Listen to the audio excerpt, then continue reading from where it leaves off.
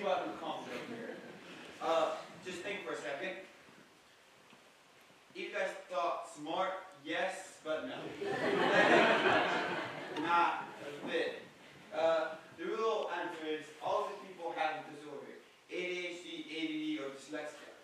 Today I'm going to talk about each one of them and also how they live with this disorder. Okay, so the first one we're going to talk about is ADHD. ADHD is basically just a person who is really happy, always springy, and has an attention span of 0.01 seconds. There's two kind of parts to ADHD, or reasons. One is because they have problems with their prefrontal cortex. This part, as known to the normal human, is the most important part. It really helps with planning, decision making, and self-control. Just people with ADHD just don't have a lot of they don't really use it a lot, or it's just underdeveloped. The second really part of ADHD is dopamine. Dopamine is mainly thought to be how much energy you have. So you would think ADHD people have a lot of dopamine, but it's that feel-good chemical that you get when you are motivated and have a lot of tension. So people with ADHD just think differently, and because of their lack of dopamine, they can't concentrate for long. We're going to talk about ADD, which is a type of ADHD now, but I'm going to still by an old phrase. Like ADHD before, it also has the problem with low dopamine. It's really hard to focus on big tasks. For example, if Mr. Tijl gives you a really hard essay about something, people with ADD really have problems focusing for a long period of time. So people like, for example, me, I like having it step by step. I'm going to talk more about this later anyway. The last one is dyslexia. Misunderstood, not really, it's mainly known as word blindness.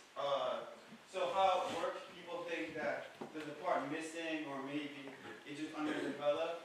But how it actually works is there are two parts of your brain, your right side and your left side. You might already know this, but just people don't know. The right side is used as more of a creative side, where it's like your aha moment that you have, or it's really used to get out of really bad situations really quickly, but also can lack of attention, and that's why you have the left side, which is the part where it's more it takes the time, and it basically looks at more detail, and it takes longer. People with dyslexia use more of their right side instead of their left side. So, but they're also really creative and good problem solvers. But I'll talk more about that later.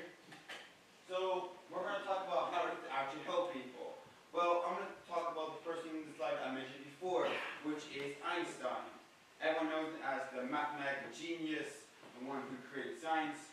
But actually, he actually suffered from ADHD. But it actually helped him a lot because ADHD people have a lot of energy and always are determined. This made him really focused and really able to get that math done that he wanted to do. And that is the reason why he was so famous for it, because of his really smart.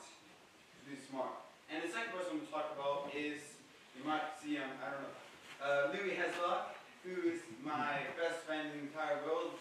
Every time I see him on the school ground, I always see him happy, determined to do anything. I always give him the best high five, and he's always happy to be at school even though he doesn't want to be there. We're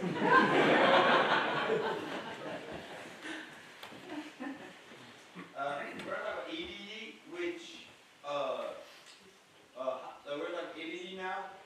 The two people I'm going to mention is, again, back to the slide from before, the second slide. We're talking about Michael Jordan, known as one of the best basketball players in the world. A lot of interviews, he said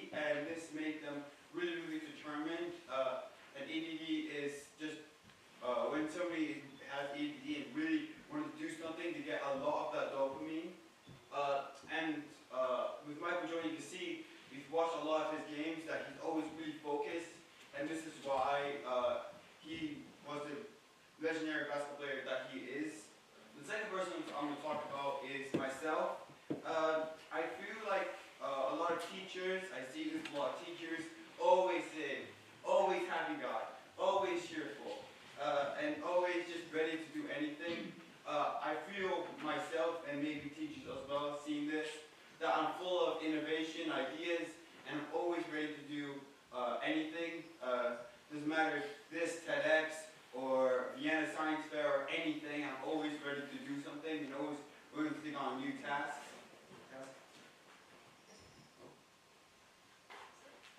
Okay, so the last one, where is the last one, guys?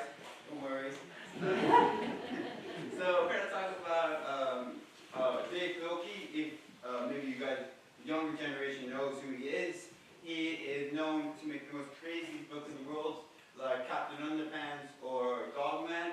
A lot of these books are, he actually suffered from dyslexia, but because of dyslexia, it's actually way more creative, and a lot of research shows that they're more creative, better memory, and really good at solving problems.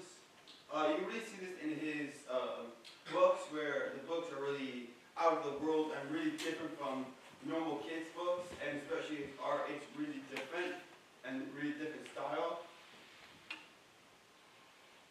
So now to conclude everything, the reason why I am here today and to talk about these disorders is to just tell you guys that even though a lot of people in the world suffer from the disorders I mentioned here, but a lot of other disorders, that they're not only a problem, and a lot of people in the world think not only people who bully them, but also people themselves really feel that, like, when they have a disorder, they feel like their life is about to die, but instead they should think that